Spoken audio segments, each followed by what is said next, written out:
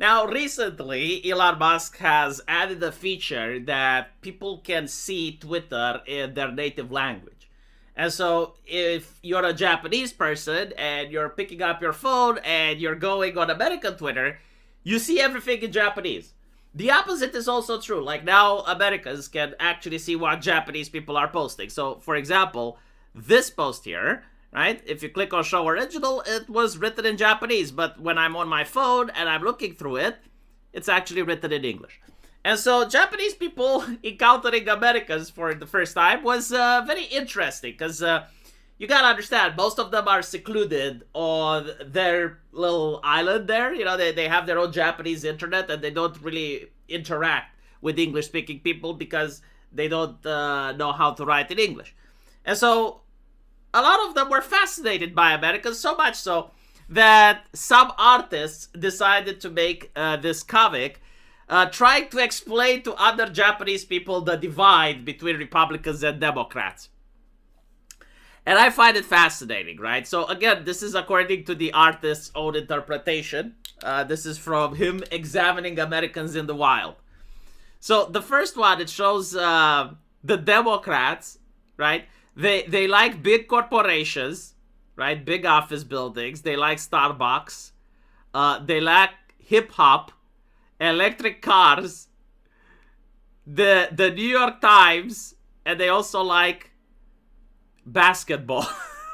So these are the Democrats in the vision of a Japanese artist. Meanwhile, Republicans, they like country music. They like suburban households with the American flag. Notice how this is missing on the blue side.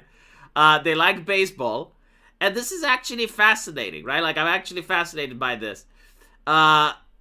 Republicans like fried chicken. And the Democrats, they like sushi. Now, originally, I went like, what the fuck? You know, like, how does this make any sense? But then I realized what the artist is actually trying to depict here with the symbolism. Republicans like traditional American food, right? Like, they're supporting their own culture, which is fried chicken. Like, KFC was made in America. Democrats, they like to go out and they eat exotic food.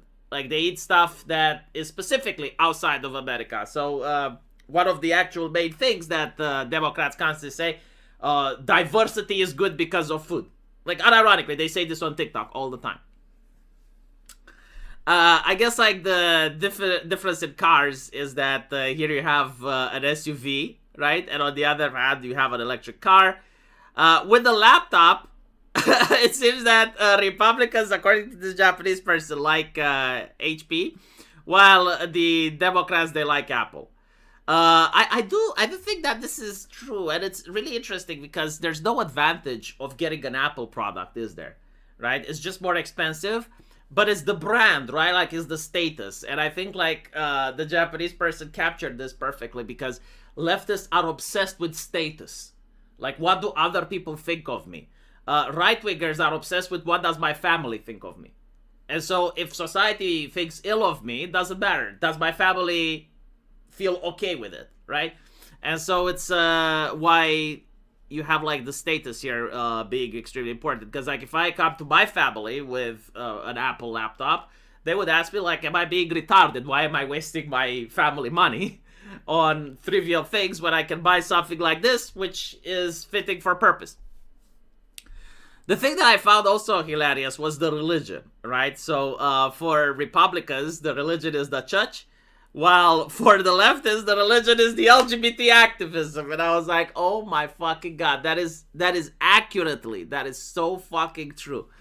And also, there is the difference between the left watching CNN and the right watching Fox News, although I think this is starting to change a little bit, right? I've noticed that even CNN is now attacking Hassan Pike. Anyway, right. Look at what else Japanese people are saying. Here's a question for all you Americans, whether right-wing, left-wing, or neither. Is this image a classification accurate?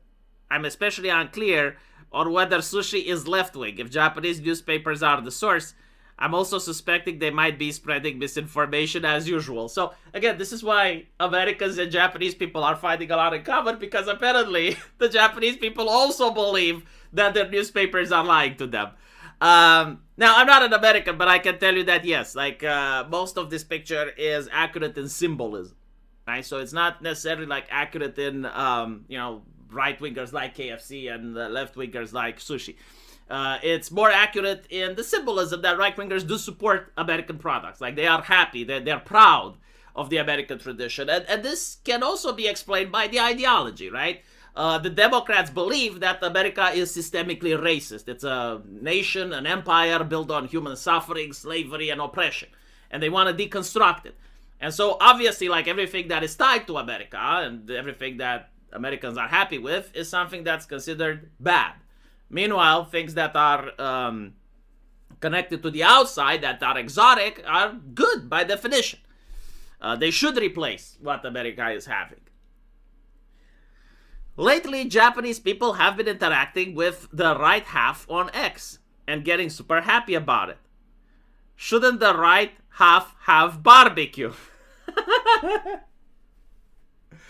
Yeah, again, this is the problem with symbolisms, right? The KFC, in my opinion, is symbolic of, like, American-made cuisine, and it would include the barbecue, right? So basically, like, everything that is traditional American is represented by the KFC here. Meanwhile, everything that's outside of America, so like Chinese restaurants, Chinese food, Japanese food, sushi, stuff like that, most of the things that you find in big cities usually, they are stuff that the Democrats support.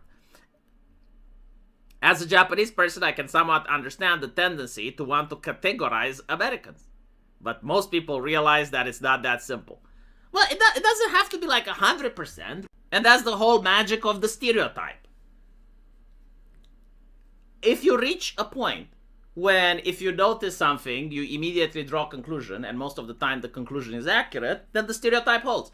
Like, for example, vegans are left-wing.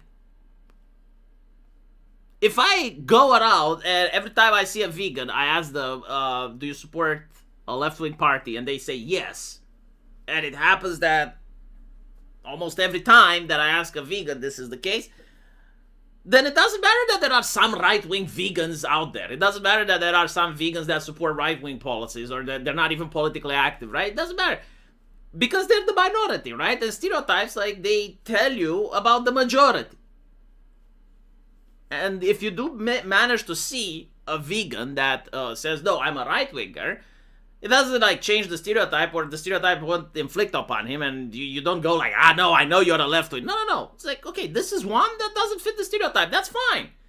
Like, you categorize him and you move on.